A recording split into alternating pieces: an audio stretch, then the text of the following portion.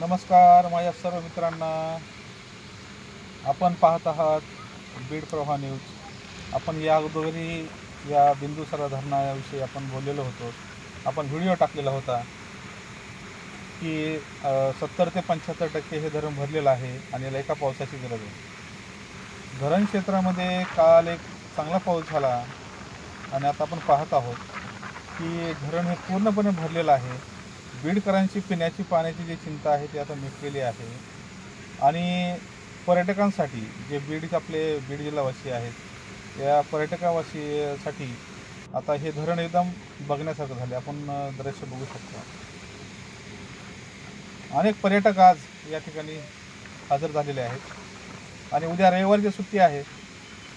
तर असं वाटतं की बरेचसे पर्यटक या ठिकाणी भेट देण्यासाठी येतील. एकदम नयनरम्य असं बिंदुसरा धरणाचं हे ओव्हरफ्लो आपण बघतोय.